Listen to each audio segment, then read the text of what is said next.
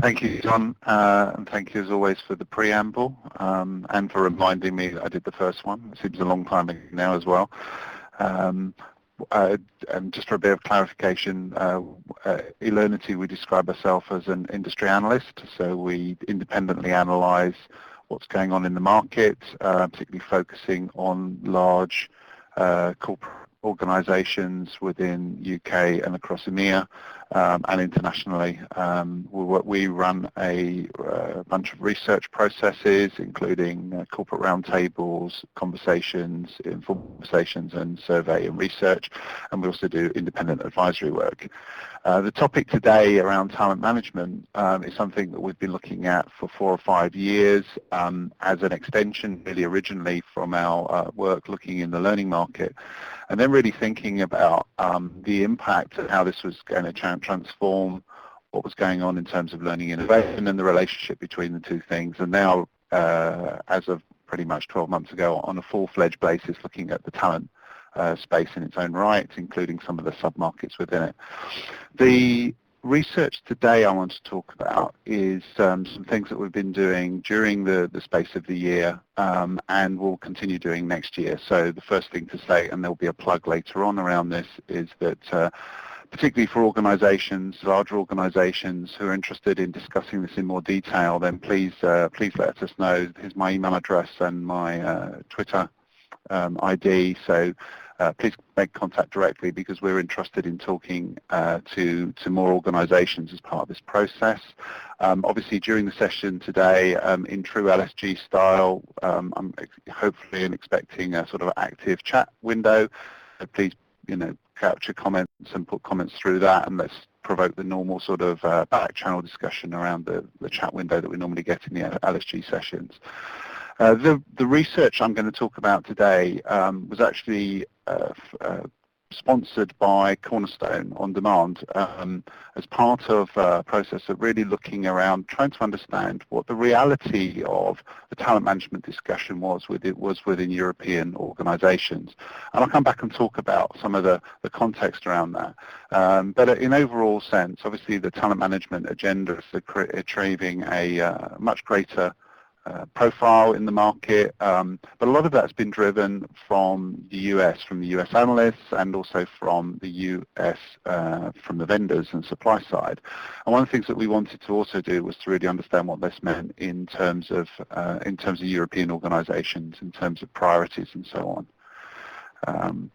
So, I mean, one of the things, and I kind of put this really up on the table as a premise to start with, but it's something, and I've got a bit of evidence for this, obviously, in terms of the discussions we're having, but this whole issue of talent management is one vexing, if that's the right word, many companies. I mean, it's something that we are finding all of our corporate organisations, almost without exception, are really focusing on, and at actually a very senior level. This is something that has kind of elevated itself up into the sort of exec level and to the C-suite, and it's something that I think is something that's going to gain a lot more attention, particularly around some of the transitional stuff that's going on in the economy, with obviously clear growth in the UK economy, still some challenges in terms of mainland Europe and so on, but in many ways this is just going to magnify this further.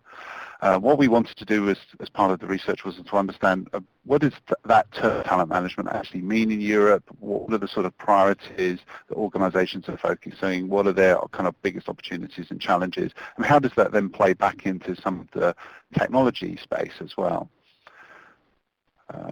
So in terms of the agenda today, I mean, as per the outline that we kind of submitted, what I really want to do is talk about, what talent management is, what some of the priorities are, again emphasising towards organisations this side of the pond, think about what impact organisations are seeking, what the challenges they face, and to look at some things around technology and integration to a little degree, and thinking about what people are doing going forward. I also want to ask a question, the first point, bullet point underneath it, which says, who is talent? Because one of the things that I think we're finding is that there are actually differences, and there are two different opinions as to what this is. I've had a conversation with colleagues in an organisation in the US, which sometimes points to a counter view, but in reality, I think there is actually a difference in scope in about who we talk about as talent. But again, one of the things we will do is we'll talk about that a little bit more in the session.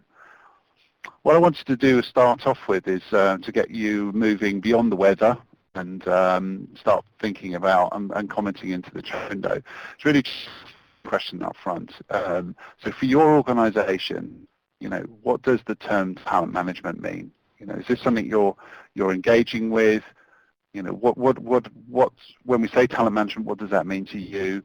And also what audience and what are the priority areas? And I'm just going to leave you for 30 seconds or a minute just to start a conversation really around that in terms of organisation. What does talent management mean for you as a term?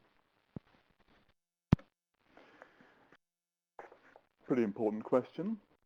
Don's already starting. I'm reflecting rather than trying to lead the audience, David, because I think I'm always interested in what people have to say. But while people are thinking about it and just coming back with some thoughts on what talent management means to their organisation, I suppose some of the things we're looking for is what you've just been discussing. Does it refer to everybody? Does it refer to some people? Does it apply across the entire organisation or only in parts of it? How do you go about doing it? What functions and processes, and what are the priorities involved? So we've got some example, Lisa saying nurturing an employee who would make a great leader, opportunities to get on, high potentials, the top 3 to 5% of employees in the business. Kate's saying that they're having some interesting conversations about talent management, how it fits with our corporate philosophy of helping everybody be the best they can. So not focusing on a certain small percentage of them. This Absolutely. is not just the top 10%. Succession management in Australia, by the looks of it. Yeah, that's got to be an important part of it. And of course, one of the drivers behind the interest in talent management right now is just we're coming out of recession, and increasingly skills are recognised as being important for the organisation. So it's got a very high level of focus and very, as you were saying early on, David, top level focus on this from the C-suite and to making sure we've got the right people in the organisation. Tabo says retaining potential. That's a really interesting phrase. Keeping the people who might be good for the future. Retaining employees, again, says Claire, who are key to driving the future of the business. All people, everyone's got a talent, says JLR PS. So there we are, David. Lots of thoughts there, and lots of things, absolutely. As well. Let me give you a picture that sort of reinforces actually where this sits in terms of kind of exec priorities. This is some research that's just been published by Boston Consulting Group in conjunction with the European Association of kind of health personnel type organisations. So this is a sort of network of CIPD type organisations across Europe. And one of the reasons I picked on this, other than it's the timing of it, it's obviously just been released, but also because of the fact that it is actually European focused in terms of kind of survey related kind of activity. And I thought it was really interesting. This is a typical kind of Boston Consulting Group type model where obviously looking at is trading off the importance of it against our capability to do something about it. Now, interestingly, I wouldn't necessarily agree with some of the assessment around the current capability. However, I think when you look at the priorities around this is really interesting. And in particular, obviously, they're focusing around this strong need to act box in the top right-hand corner. I think this is really interesting, and I'm conscious of the fact that we're talking to an audience here that is inherently probably a learning audience primarily, because that's obviously the typical LSG membership. I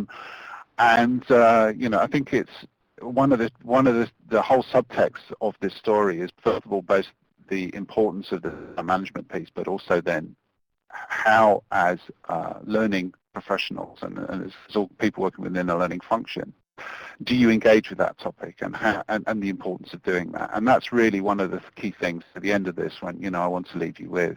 This model, as you can see, top right-hand corner, almost off the top of the scale in terms of future importance, talent management and leadership is identified as their most important priority. And so interestingly enough, one of the least currently capable. Interestingly, you see training and development also up in the future importance piece. And one of the reasons for that, I think, is because of the alignment or what should be the alignment between that training and people development and that whole talent management story. Interestingly, they think there's a high capability to deal with that, which is something that I would actually probably disagree with experiences that we've seen. But it's an interesting kind of and very current piece of analysis. Now, interestingly, they also break that down in terms of a by country basis, and I haven't included the slide in here, but when you look across the countries in Europe, I think that talent management one, the reason I think it's so high is because it's number one priority in almost every country. I think bar about 3 or 4 across the whole of Europe, and in the organisation consulted. So it's universally number one across Europe, as well as being number one totality. And I think that's an interesting exercise. And this research is done with kind of heads of HR type people. So that kind of hopefully reinforces the fact that this is an important topic, and one of the things I want to really, as I said, reinforce is the importance of it to that learning community, to the learning community itself. I asked what talent management meant to you. Here is what talent management means to learnity, if you like, to us. As part of our market analysis, we have a model which we call the talent management life cycle or talent management cycle. And I think one of the first things that should be evident to this, and I'm not going to talk through it in massive detail, but is talent management, as it's being described in things, consists of a large amount of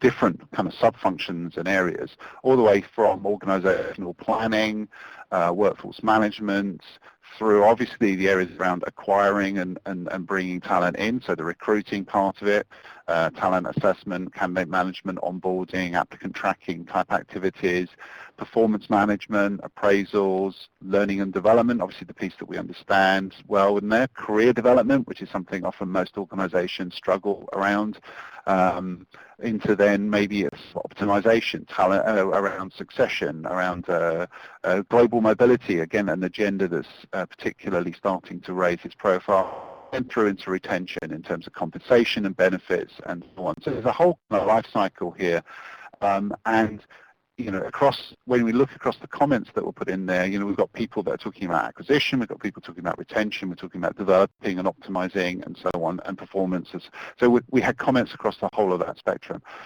The life cycle is really important because actually when you look at that life cycle within, although it sounds coherent and everything else, when you look at it within a corporate organization, the reality is that these are not connected processes. They're disconnected functions and processes, and in many cases there's huge gaps. There are big pieces of it missing. So actually what sounds like a coherent and single thing turns out to be a very fragmented thing within most large organizations. And one of the reasons that often I think the profile of talent management within the learning community is relatively small is because the learning itself is very siloed and disconnected from a lot of those other parts of that. Maybe performance, maybe a competency or skills model, but almost never related to things like the recruitment processes or maybe succession or compensation and so on. So historically within organizations, we talk about transactional HR and transformational talent. Those are the sort of terms we use around it. And then within the talent area, you've got these kind of big silo blocks, typically the recruitment teams, the learning teams, performance management as part of some things, and then obviously compensation as part of a sort of HR, broader HR function.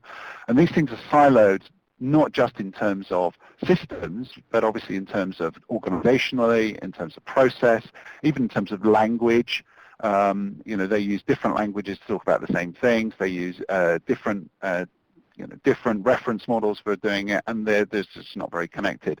And that's one of the big challenges in organizations that comes through again from the research that we've done, is that one of the big drives is around actually the idea of connecting this and integrating this together in some ways. And I'm going to come back and talk about that a little bit more in a second.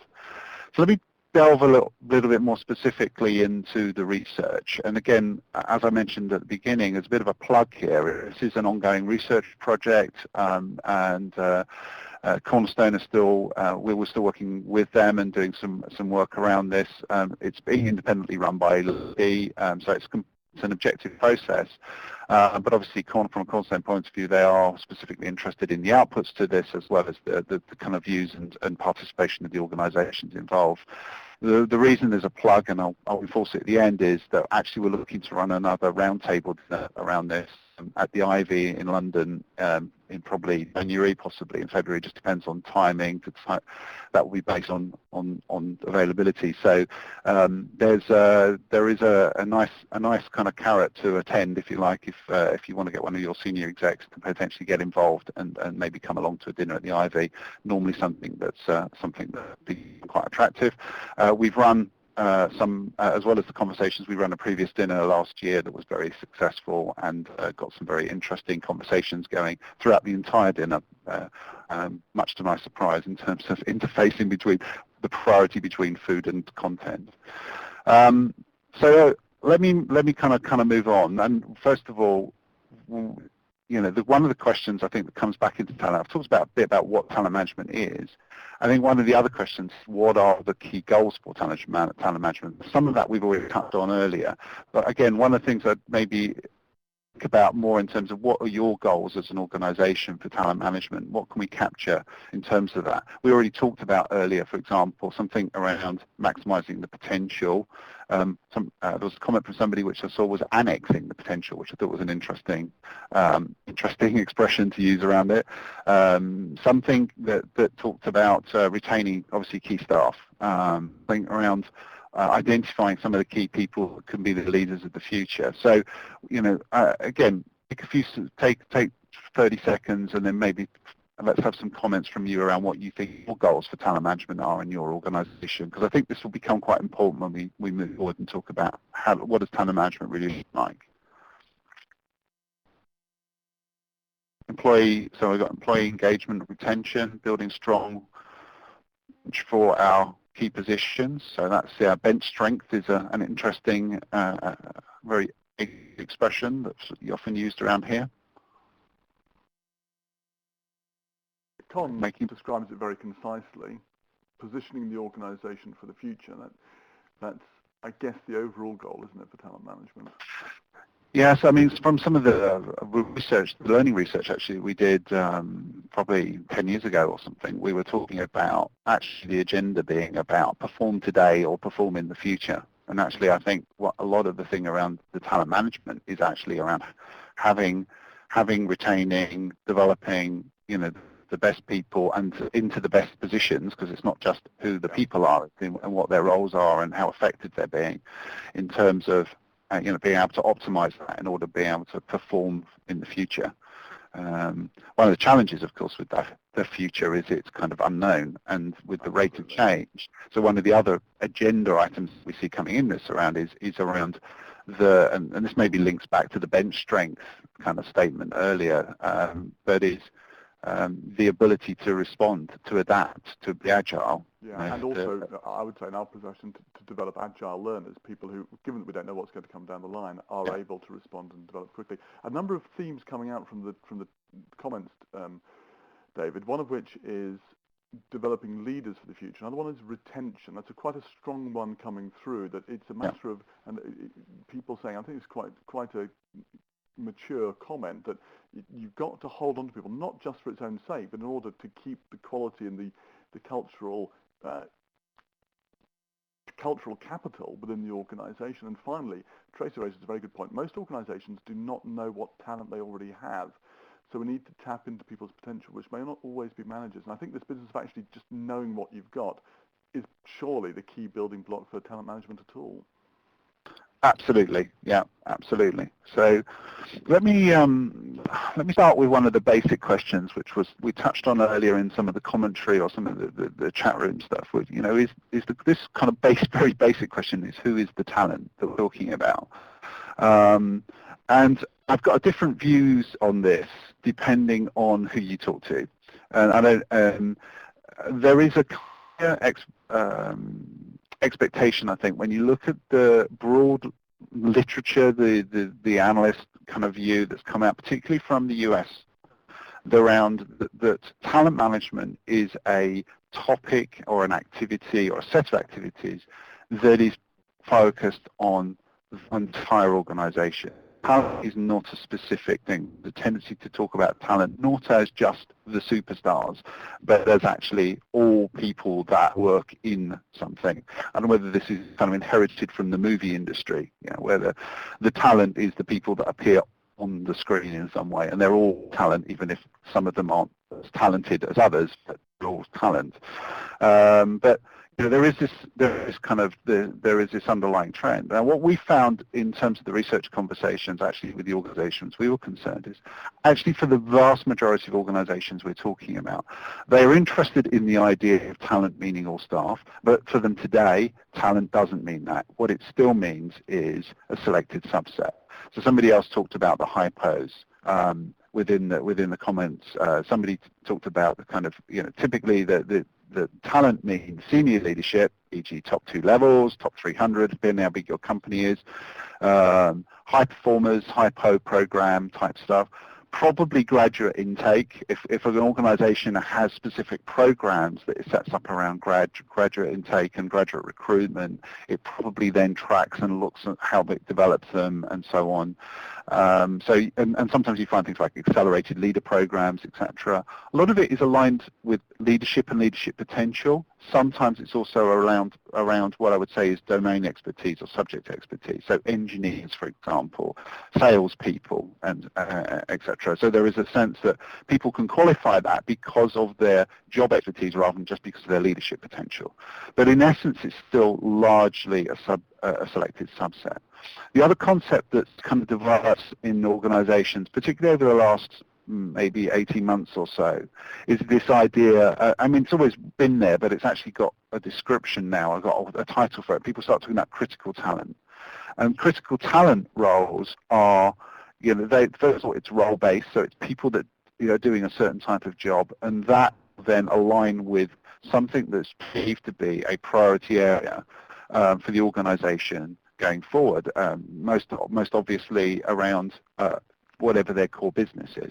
So if you are an engineering company, and chief engineers and some of that kind of pipe of people around that, the succession plan and et cetera around it, may well be defined as critical talent role. If you're a retail organization, it may well be your buyers, your supply chain people. It may well be, but it also might be your store managers as the people that actually run the operational business on the ground. I think what's really interesting, and this was one of the things that came through when we did the original roundtable dinner around this, was that when we were talking to that, there was a clear concept that critical talent, whilst you would think it was fairly stable and for an organization, in reality was very aligned. So it was aligned with what are the priorities within the business at a particular point in time. And one very large retailer said, for example, we've just gone through a whole period where we've been focusing on store managers, we've been developing programs for them, we've been looking at kind of retention plans, we've been looking at succession and promotional options and things. But then we have a crisis in part of our buying side, or we lose some key exec who's been in charge of sourcing the stuff that we sell, and now we're suddenly focusing on that whole supply chain and buying process and et cetera things, and this sudden shift of resources and focus. Now, it doesn't mean that store managers are less important. It just means that at this point in time, they're not the most important thing that we are trying to address from an overall kind of HR, learning, and talent perspective. So the idea of critical talent roles is becoming more relevant in organization. Inherently, it's not necessarily associated with leadership.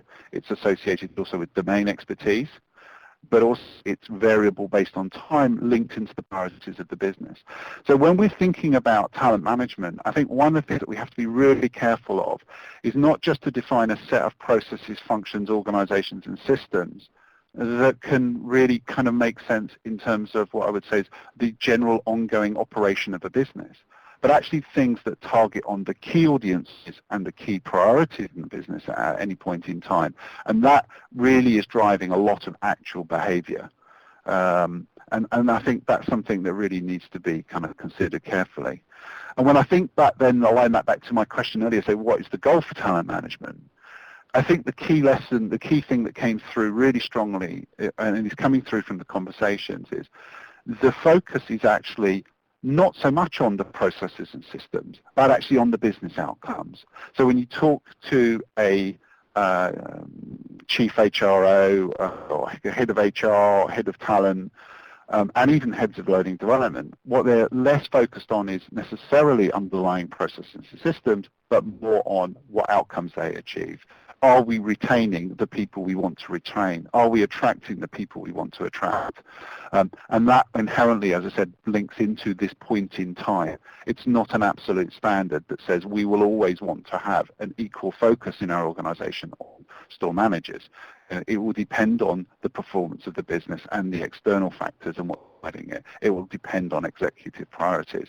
And that is one of the big challenges. I mean, it's a huge challenge in L&D. We see that all the time, is that we have programs that we spend a lot of time putting together, spend a lot of money delivering, but they don't necessarily align with the executive priorities that quarter, or even that year. They are about longer-term capability development, or they're around longer-term, sort of basic technical competence. I think that's one of the things that we need to think about, how we are much more effective at aligning what we do with a capital A to the exec priorities and to what the business wants to do. The rationale underneath this, I talked about this fragmented landscape, that, one of the sub-agendas here is actually connecting more of these things, because as we talked about, identification is a problem, and the easiest way to identify things is to be able to pull the data from different parts. And there is a kind of underneath this, there is an agenda that says, actually, if I can pull together a view that comes from succession discussions, with learning discussions, with performance management and so on, then I will actually create a much richer view of what, of our people, and be able to therefore very much more easily identify who the people that are both being successful at what they're doing today, but have the potential to develop further. And that's becoming a critical thing. The organization and process behind that, and I didn't, we could easily get into, so what does a talent organization look like? I didn't really want to do that. I wanted to give you some feedback that's coming through from, again, from the research processes. A lot of the reality of this comes back down to one simple factor. That's leadership behavior.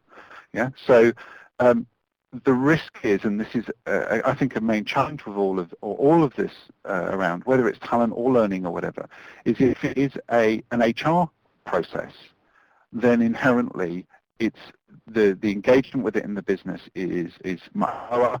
If it's a business process, the business engages with it. And if we can therefore get both senior leaders, but also the people that are within the middle of the organization, the people that are ultimately who are supposed to be nurturing and developing talent. It's not HR's job to nurture talent. It's the business's job to nurture talent. It's a line management kind of task, and it's a functional management task. And those are the people we need to get to actually get engaged in this. And those are the people that actually impact the reality of what talent management is within an organization. All the rest is a process overlay. Yes, it's important. Yes, it's relevant. Yes, it enables more outcomes. But ultimately, unless we get those leadership behaviors around the way that talent is viewed and treated, I think, we are significantly missing the point.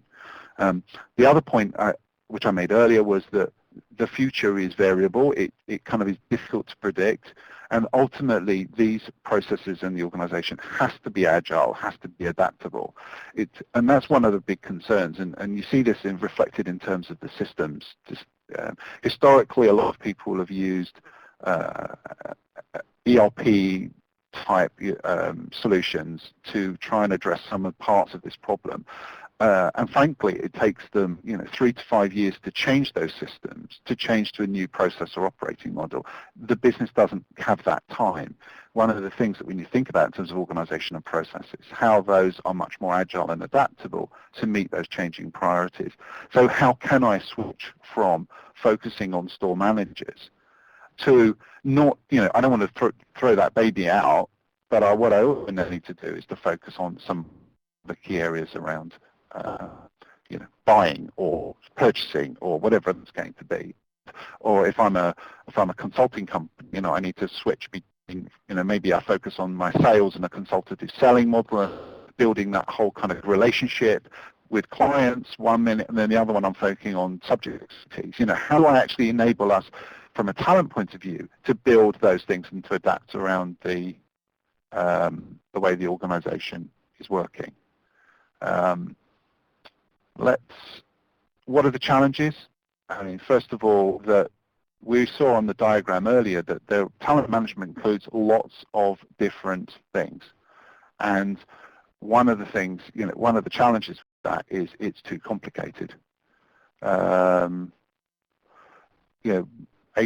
has made it complicated. HR is great at initiatives and projects, and ultimately it's made it too complicated. So this was coming from actually some heads of HR.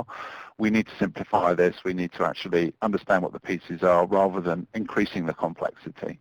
And that's in some ways a good case to simplification and harmonization around these things. Having these different silos, all of which have got their own big agenda but not really connected, actually adds to that.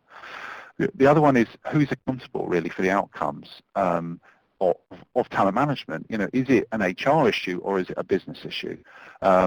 And one of the problems that you find, particularly in a matrix organization, as most large companies are, is that accountability is not visible, very visible. So I said that ultimately, management has a key role in this and their behaviors around making it work. But actually, again, you've got different functions who are trying to own different parts of the problem. How do we simplify not just the process, but also the accountability and the visibility of that?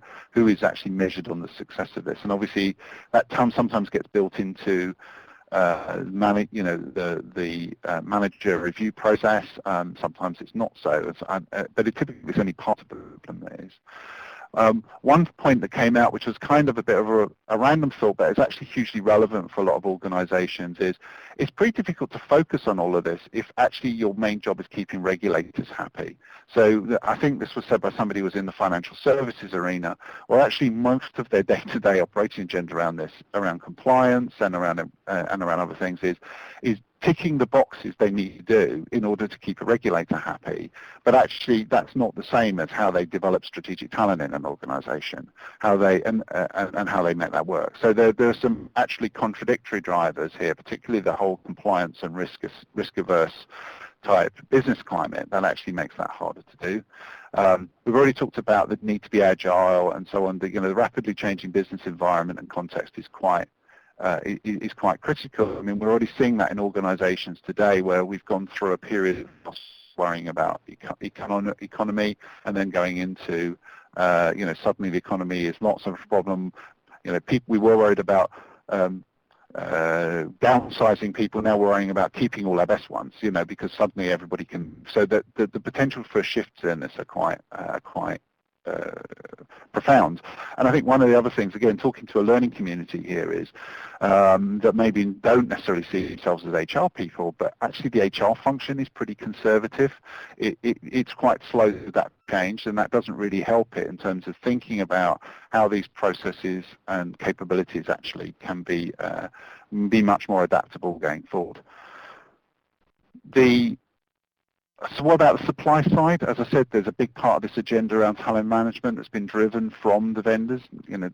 This particular piece of research that we're doing, is obviously sponsored by one of those kind of supply side organizations. What's happening there? Well, I mean, as I said, historically, all of you would have had part of this agenda, and it would have probably been linked to a system and ERP. What we've clearly seen over the last, particularly 4 or 5 years, is the emergence of a kind of new breed of vendors, which are have focused very much on the talent management arena, and typically from one of the sub-silos. So I don't know if you remember the diagram I showed you earlier, but actually each of those silos, recruiting, learning, performance, etc. What we've seen is obviously vendors that come through with strengths in particular parts of that, then typically acquiring others or building out their capability across multiple areas. First of all, becoming kind of hybrid, and then really now starting to focus on what I would say is an integrated or unified talent story across the whole piece. We've also seen those ERP AMS players, in particular, obviously SAP and Oracle, but others as well, that have come in and acquired vendors on that top level in the transformational talent area in order to build out their offerings there as well. So there's been a massive change in the supply side around the systems to support this. Interestingly, everybody now pretty much talks an integrated talent story, despite what I've said is their relative silo weaknesses. So, somebody that was very much mainly a recruiting company maybe has built out a performance module and acquired somebody in learning. They look end-to-end talent, but they may not have necessarily have bought a best-of-breed player in the other parts. So I think it's, there's one of the challenges we certainly see for organisation is understanding and being able to really understand the relative strengths and capabilities of organisations within it. That kind of leaves me really onto a question then, is if the trend on the supply side is talking about moving towards an integrated talent, actually, how siloed is it at the moment in your organisations, and what would the benefits of integration be? I think that ultimately is a critical question. What is the benefit of an integrated talent view? We said it was about simplification, but what else might it be about?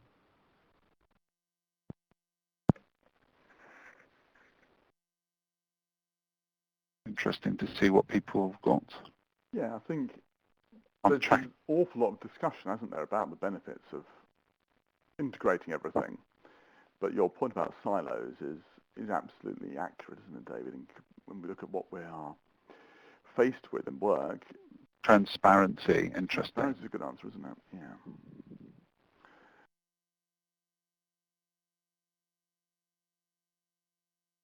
And Ademola adds seamless process, the idea that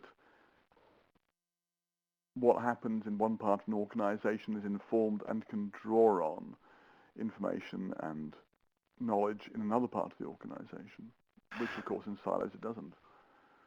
Yeah, one of the things that I think is interesting, there's a point there that's about how much is the agenda led by L&D, or how much is it being led by what I would say is main HR, with probably a head of talent management that's historically focused on top 200 and some hypo stuff and things like this. I think the relationship between the ownership of talent management as an issue and the L&D function is really quite an interesting discussion. And again, we see evidence of that within the research that we're doing.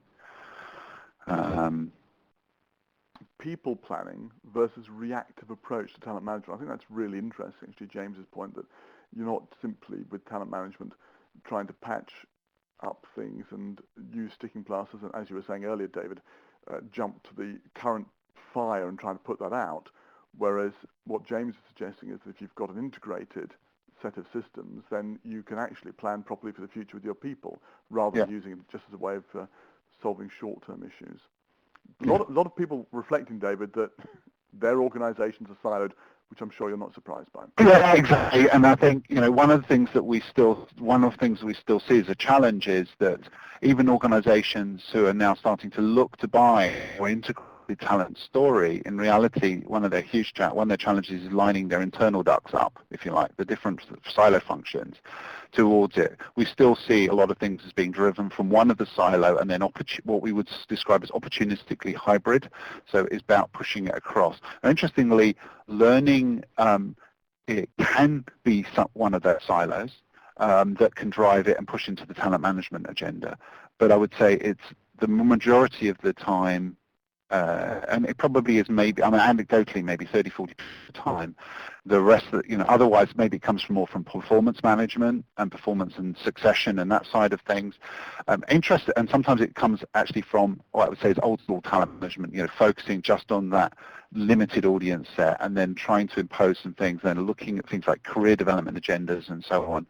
But there's some really interesting points in here. I mean, and this is one of the challenges for learning, is unless you step up to the plate and get engaged in this conversation, it will be driven from outside learning. And in reality, when then you look at the answers, I think a lot of things will be imposed upon learning in order to make it fit into an agenda that in reality it is not well aligned and able to deal with. I mean, we have one example. We're working with a large insurance company, and we were doing an independent review across their learning function, and one of the things that came through from that, we talked to a whole bunch of different stakeholders. The most political of all of those internal stakeholder discussions was with the talent management function, which was a separate part of HR, who had a different view of the world and had a different competency and capability model that they were using, and actually had the ear of the exec. So the risk was that they were actually going to impose that model onto the Learning Academy. And when we were looking at a real example around this, and one of the central deliverables on the talent side had been a career planning site. When we were looking at how many people were using that versus how many people were using the Learning Academy, and they had 50 people a week who were using the career planning site out of an organization of 14,000 or something, and they had 1,000 a week that were using the academy site. But the risk was that the view of talent and the view of and the pieces within that, the agenda around it, the view of the capability model that was going to be used, etc., was going to be driven from talent management side. Now you can imagine what the workload for the learning function would have been to do it. So by not engaging actively in that conversation, it was actually putting itself at big risk. So here are some of the other things around benefits of integration. I mean, again, I'm not going to talk through these in a lot of detail. The big things that everybody kind of, I think, finds attractive is something around simplifying the user experience. If you've got multiple systems, particularly, having to learn each one individually and having to even log on to each one individually is a complete pain. So I think there's basic things around usability and connecting those. There's obviously some things around increasing the automation of the talent processes and the connection from between the different silos and components of it. There's also things around having better data. One of the things around learning is that learning has a much higher cadence of user data around it. So people access courses all the time. If they have to do courses with manager approvals, if their manager field is wrong, it has to get fixed really quickly, because otherwise you keep having approvals being done by the wrong person. How many times a year do you go in and say you've moved house or you're on maternity leave? Or how many times do you go in and update things within an employee self-service into an HR system? Actually, it's not very often. So your performance planning process might only have an annual cycle around it. I mean, and that's changing, but I mean, at the end of the day, learning has a much higher cadence and therefore has potential to generate a lot more touch points around the data, accuracy, and so on. But if we can synthesize these together, we create this kind of big data agenda, and we can create much more richer discussions. And this is actually something that the execs get.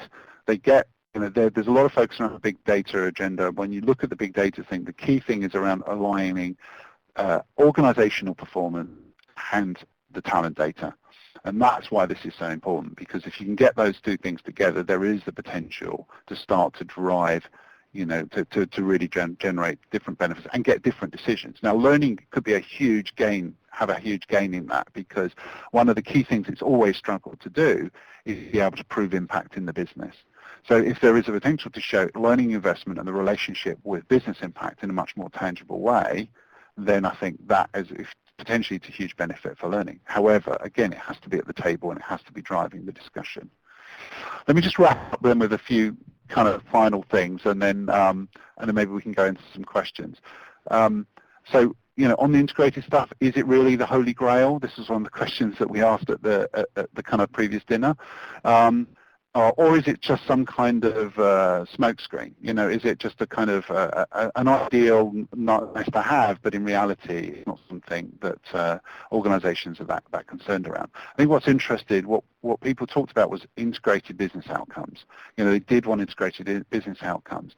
But go back to my point around talent being a point in time, the focus around talent, the priorities, then actually I think the key thing to make sure, and this is really important, if you are pushing a more integrated story internally, the business and the silos generally are not prepared to sacrifice the transformational outcome and impact they can get in their individual areas in order just to be connected to something else. Yeah, that one of the things that's driving this quite targeted approach historically is the fact that I want to do things in a way that optimize it for that impact, not necessarily optimize it to be part of a generalized system that tracks things across. So there is definitely a balance here between simplification, creating a simpler user experience, connecting the processes and getting better data, which is all the reasons why we want to integrate, together with, actually, does it enable me to specifically focus on the issue of my purchasing function and the critical talent pool that we have? Does it enable me to drive better focus strategies for talent retention around my top 200 or whatever I'm trying to do? So it's how does the integrated story enable you to deliver targeted benefit ultimately that's really important. And therefore you have to remember, who is it actually we are trying to manage in that talent cycle? What is the priorities there? What is the impact we are trying to get? And then ultimately what compromises should we be prepared to accept in order to be able to achieve that? So overall conclusions, wide variety of the meaning for total talent management. Most organizations had a different kind of slice on who they considered to be in it. But actually, for example, in the original process, none of the organizations were involved. It actually meant all staff. Even for the ones where it meant most of the staff, it didn't mean all. And I thought that was a really interesting point. The priorities for it based on business priorities in the cycle, and there is a potential for that to change significantly, and therefore you have to be adaptable to it. It's really difficult to see, and I think this is an important thing when you're thinking around the systems and process agenda, that a single best practice model, as maybe being advocated from the US, could ever therefore be optimal. Yeah, I mean, even within an organization, within their targets move, and actually probably best practice doesn't come from the US anyway. I think one of the stories that we want to develop more about is where more best practice is coming from within Europe. Whether that's diversity from the Nordics or whatever it is. I mean, at the end of the day, I think a lot of things around how we develop better practices, and those can be, we can take advantage of those, but how do we then align those with our specific goals and needs? And then, and the key thing within that is that the L&D has this as a pivotal role to play as driving this talent discussion. It could be the leader of it, that potential, if nobody else is driving it, but if it is, if somebody else is driving it within that greater HR function, being a pivotal piece of this, you're a major functional stakeholder, one of the big silos, but you're also an active enabler to the other silos as well, as part of onboarding, as part of performance, as part of retention, and so on. It has a key role to play. Finally, what we want is integrated outcomes, not necessarily integrated systems, but integrated systems giving us lots of benefits as well. Yeah? But the key thing is, putting in an integrated system doesn't necessarily, is not going to drive right outcomes. And we tried that before 10, 15 with some of the big HR systems in ERP. And the point here, which was made by somebody actually within the research, is, with the right support and the right culture, you can actually make a bad system will still work, but wrong support and culture and a good system will fail. So at the end of the day, it's about the support and culture that you put around it. It's around those behaviours, and particularly leadership behaviours around it. The final point I left on there, which I thought was interesting, what are good questions to ask for suppliers? Everybody has got their kind of good stories and their things, etc. I think actually one of the interesting and telling ones is when you ask them, why doesn't it work? Tell me where it's been done badly, or tell me where it went well and then went badly.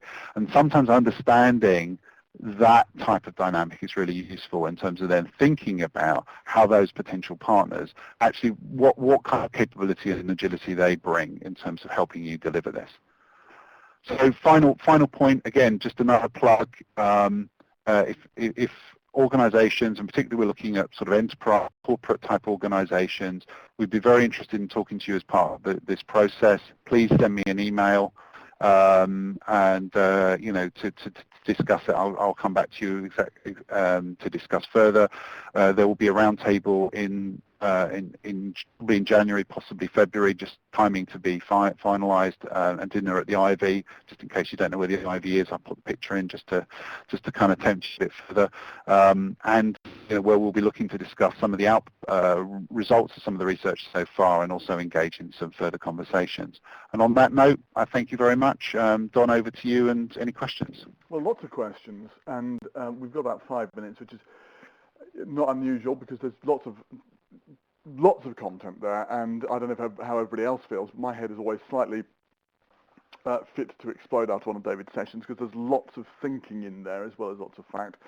The first question is best practice. Con said, why do we think best practice always comes from the States? I agree with David. There's much more happening out there. And Kate says, well, why isn't the best practice coming from the US? And anyway, how do you define best practice? David, is it even possible to have a best practice in a field like this, which is obviously so determined by the particular circumstances of what you're trying to do? Yeah, and that, to a degree, that's quite tangible when you talk to different organizations, even if you have 3 or 4 together in one conversation, is there are some, I guess, underpinning things that they have in common, but often because their bigger drive, the bigger drivers at that point in time are very focused on their kind of business. But when I strip it underneath it, you still go and say, well, it's still about attracting the best people. It's still about keeping the best ones you've got. It's still about having a much more tightly coupled linkage between the development agenda and the performance agenda, and so on. They're really interested in big data. Involved. Sorry? There are some principles involved. So the underlying principles and so on. So I think that's fine. I think then you layer on top of that a whole bunch of other things. And one of the analysts had talked about before is that when you look at where this idea of I think there's 2 things. One, the idea of best practice. The other idea of it can it come from the US? I think the US brings particularly a propensity to invest in technology, a scale, a natural inherent scale, $3 billion and only operate in 3 states or whatever it is. So there is this tendency for US businesses, I think, to invest in technology faster and to use those because they have a scale and an approach to automation. I think what's sometimes missing from that is it can be a bit lowest common denominator. And I think one of the key things around the talent process is introducing lowest common denominator processes that are automated to what you're doing is actually a bad strategy. And I think when that was one of the things when we come back and talk about the transformational gain versus integration, the benefits of integration, actually most of the time the HR leaders are not prepared to sacrifice the transformational gain, but they want both.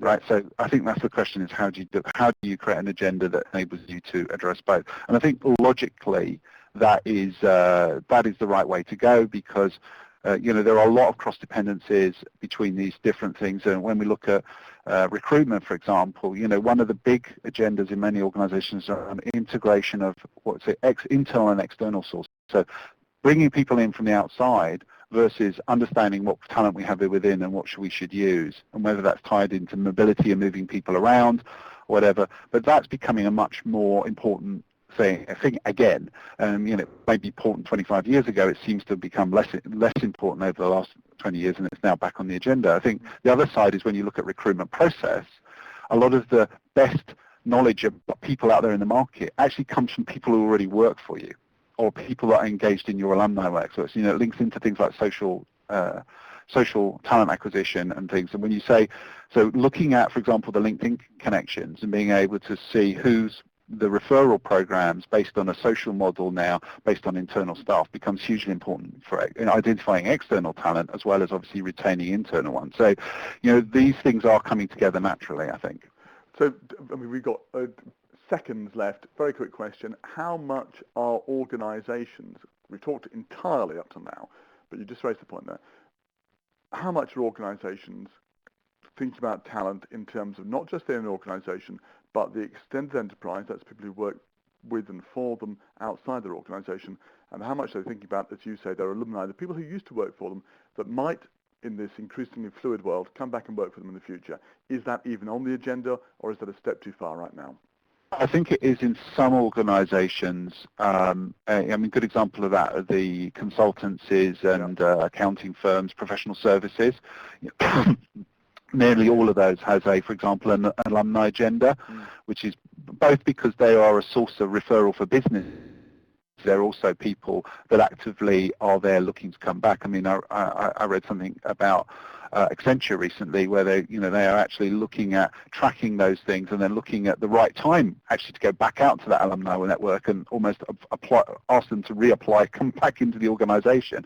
So I think that is a really important dimension as well, as is also things like contractor pools and extended enterprise. One final example, I talked to Intercontinental Hotel Group and a year or so ago, and they were looking to recruit 250,000 staff over 5 years to fill 2,500 hotels, right?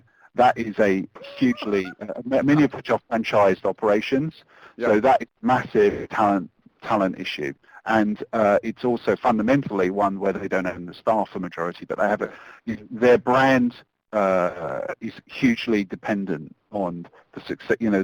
Those organisations delivering the value proposition they want them to do, and therefore absolutely the talent agenda is an external as well as an internal one. All right. So just when you thought it was bad enough with things being siloed and not having enough to do.